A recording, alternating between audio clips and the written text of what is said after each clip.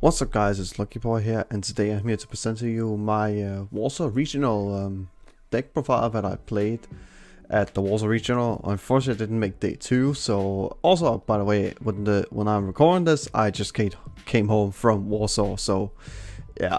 So it's gonna be a little bit weird to see, also because I'm doing a real life deck profile as well, so it's kind of been going a little bit messy. But as if you guys didn't catch my last video, I unfortunately lost my account to PCG Live, so I don't have the deck on me at the moment. So yeah, I had to record this like this actually, so that's why I can't really show it on PCG at the moment, because I'm trying to get the cards now.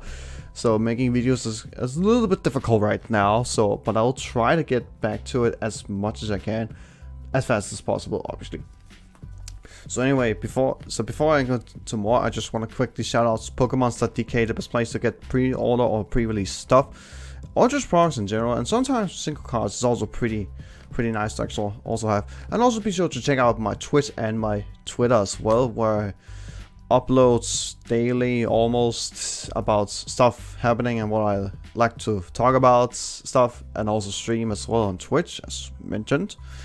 And yeah, let's just go into right to the deck. So I played Giratina Warsaw actually. I really think that deck actually was probably the best call in the tournament, because I think it was probably the best deck to go into. Because first of all, it has 0 bad matchups, and it's like Palkia, but just like less consistent like Palkia, but just has more power than Palkia in general, the way I think about it.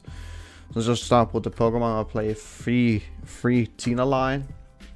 I think this is probably the best. I don't play the Fulton combo, which I did initially win a tournament with here. With my sponsor was holding the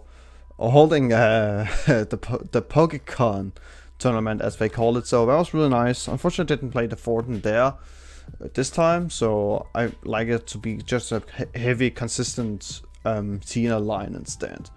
We also play 4 comfy standard in every single lost deck, obviously.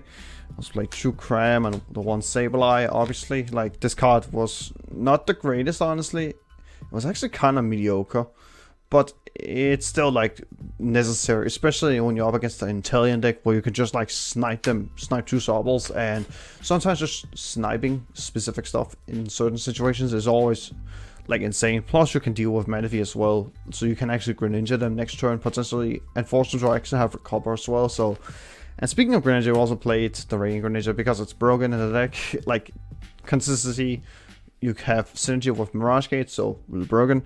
Snorlax with the what is the ability? Unfettered Fat ability, where you can't put where your opponent can't put damage count on it. Can't really remember the name of the ability on it. But also it can do 180 damage for free and colorless for free energy, so that's really nice. It has to go to sleep and you need to flip 2 hits to wake it up. But hey, for the most part, it's either getting KO'd or you have a ton of switch out to it anyway, because all your switch card actually works on Snorlax, except for maybe Air Balloon, but that's a different thing. Drapion, because we have to respect Mew, and I only played against 1 Mew in this tournament. I 2-0'd him, lucky enough, because Giratina Drapion was really hard for them to play against, so yeah, it was a really easy dub. And I won Lumina because I don't want to whiff Chorus turn 1, which is like one of the things I had a couple issues with sometimes when I was testing the deck. So I really feel like the Lumina is definitely mandatory, and you definitely need Chorus turn 1 as much as possible when you can't play supporter, obviously. Speaking of Chorus, we play 4 Chorus, obviously, yes, and we have the full out ones. They are really glorious to look at as well, and yeah, my recording here is a little bit messy, so sorry about that, guys.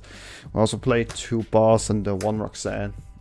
Sorry about that. Was thinking of playing 2 Roxanne. It didn't really came up as much as I thought, but it could definitely be a really nice inclusion if I actually decide to change that, because I really sometimes wish a second Roxanne wasn't really needed, especially when you to get it a lot easier to handpick, to choose which card you're missing sometimes.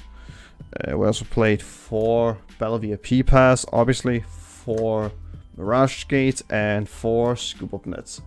For like the mandatory 4 of you seen almost every Giratina list, obviously, because VIP Pass is like really bad when you draw it after turn 1, but when you play in Lost Box deck, it's like a free card in the Lost Zone for the most part, so you actually get benefits for actually having that cards in your deck actually. So I actually really like it for that fact. We also play free Quick Ball. I was not liking too much of Capture Energy too much as I thought. I like Capture Energy in general, but I didn't really like playing it free up. I'd rather have something that could at least get me access to Luminion as consistent as possible, so I always have Chorus live if I'm going second, and then I can always like consistently get Cram turn 1 attack when going second as well. So that was like my theory behind playing free Quick Balls as well. So just have a consistent access to Luminion in case I don't find Chorus, and just have a way to actually also find more consistent ways so I don't have to attach energy every turn, or being forced to do that. 2 switch, 2 escape rope, nothing special about it. And we play for the recovery cards. We play 1 on there, 1 energy recycler. I was playing 2 rods for the at one point, but I actually begin to like this a lot more than I thought. So I definitely think you should play this now. 1 Lost Vacuum, because you definitely need it. Definitely need it in a lot of situations, especially against the big parasol cards. So definitely need it for that reason. Air balloon. Sometimes you actually Lost Vacuum the air balloon. Actually, if you're missing a certain number in your Lost Zone. So sometimes I actually did that a couple times. So I had either 10 cards in the Lost Zone, or I had 7 for Mirage Gate, and actually won me a couple games. So that's a nice interaction you can do. And also the Temple Sinnoh. I actually like this more than Collapse Stadium, and I've seen a lot of people actually playing. Personally, again, I really like Temple Sinnoh a lot.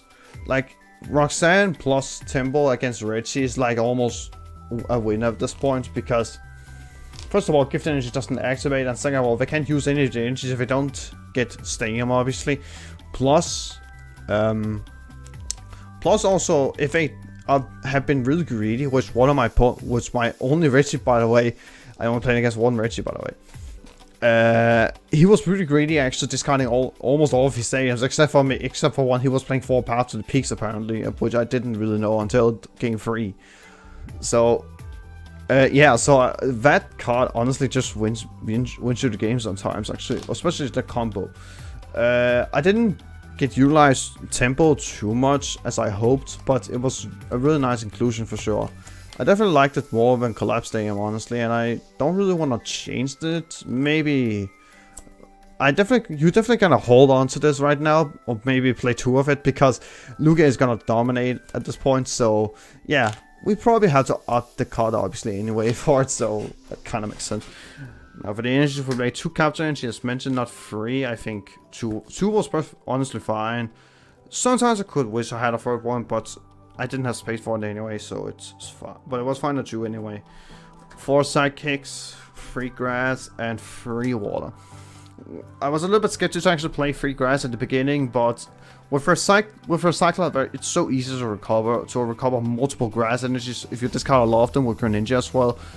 Or just in general, when you're like discarding a lot of your energies with Quick Ball, Greninja, all that stuff, obviously, and also sometimes manual retreating, obviously. But yeah, this is the deck. You care, sorry for the lights, but that's how my setup unfortunately is.